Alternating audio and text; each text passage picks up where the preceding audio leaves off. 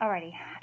Really wish we could do women's calls in the parlor together because I have a bunch of calling cards to show you, and I had some calling card trays to show you. But hopefully you'll come by my office when we're all on campus again and you can see them. If you want to, you can just Google calling card trays, visiting cards, and you can see pictures of these things. It'll come up like on eBay and like antique websites. You'll see them. So what this was is, think about women's calls in the parlor as kind of like putting the call of domesticity on display. Calling is something that only women did. Men would pay calls on New Year's Day, and men would pay calls when they got married. Otherwise, this is totally women. If you've ever read like Jane Austen, or if you watch the movies, you know this world of calling.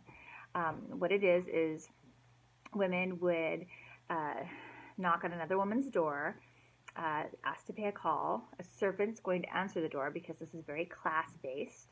And then the servant would tell the woman who was waiting, just a moment, and then would decide. And then would come back and say, yes, this person will see you, or no, this person will not see you. Now, if the person doesn't see you, that could be because you've been like kicked out of the calling card circle, which is not good. You might have done something to upset the other women in the circle. This is kind of very much like a Mean Girls episode, 19th century version. It's very regimented by rules and how you behave.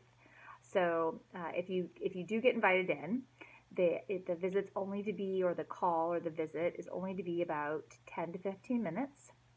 Women are told that they are to say nothing that will disturb the digestion, which means you can't talk about politics or religion or philosophy or anything that's going to actually make you think, right? You can talk about fashion and the weather. And then when you pay the call, you'll leave like a card that has your name on it. And then you'll go to the next house and you'll pay a call on that woman and you'll leave your card. And there's a whole elaborate ritual with the cards. Again, I've got a handful of etiquette books that talk about all the ways that you're supposed to have your cards and how you're supposed to behave. And then the reason for the cards, is it was like a record. So then the woman would know to return that call, to pay it back. Because if she doesn't pay it back, then that's rude, and you might get kicked out of the calling card circle.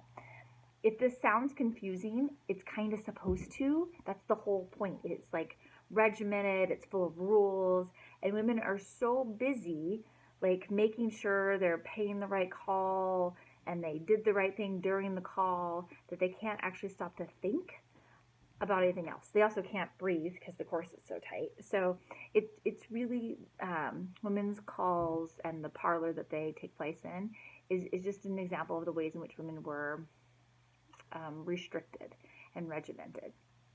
Now, what will ultimately end up happening with these calling card networks, though, is in time, some women will, as we said, right, they'll see the outside world and they'll think, I could fix that outside world.